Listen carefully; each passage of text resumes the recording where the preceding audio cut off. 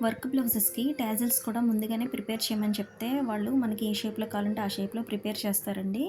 ఇవి 4 ఇచ్చారు రౌండ్ షేప్‌లు. ఇవి మిషన్ మీద కుట్టు పడడం లేదు. సో, 8 పేటల మీద చేత్తోనే ఇలా రౌండ్‌గా స్టిచ్ చేసేసాను. రోప్ కూడా దాని మధ్యలో పెట్టేసి, రోప్ కూడా నేను ప్రిపేర్ చేసిందేనండి. బ్లౌజ్‌లో క్లాత్ మిగలలేదు. నా దగ్గర ఉన్న క్లాత్‌తో ప్రిపేర్ చేశాను. బ్లౌజ్‌లో క్లాతు పెద్ద అంచొచ్చింది. ఆ అంచు వల్లనే బ్లౌజ్ చిన్నగా ఉంది.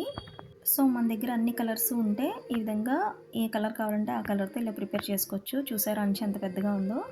ఇప్పుడు వెనకాల షోల్డర్‌కి కింద భాగంలో ఇలా మార్క్ చేసుకోవాలండి. రోప్స్ పెట్టుకోవడానికి 2 వైపులా ఈక్వల్‌గా మార్క్ చేసుకుంటే హెచ్చుతగ్గులు రాకుండా ఉంటాయి. ఒక్కొక్కసారి ఒకటి పైకి, ఒకటి కిందకి వస్తుంటాయి. సో, ఆ రోప్‌ని కూడా ఇలా ఖర్చులు కనిపిస్తున్నాయి చూసారా? వాటిని అలా లోనికి పెట్టేస్తే నీట్‌గా ఉంటుందండి రోపు. మిషన్ మీద కూడా స్టిచ్ చేయొచ్చు. బట్ ఇది ఎలాగో చేస్తున్నాను కదా అని చేత్తో స్టిచ్ చేశాను. చేత్తో స్టిచ్ చేసింది చాలా స్ట్రాంగ్‌గా ఉంటుందండి. మిషన్ మీద కంటే కూడా. ఓకేనా? వీడియో నచ్చితే లైక్ చేయండి, షేర్ చేయండి, సబ్స్క్రైబ్.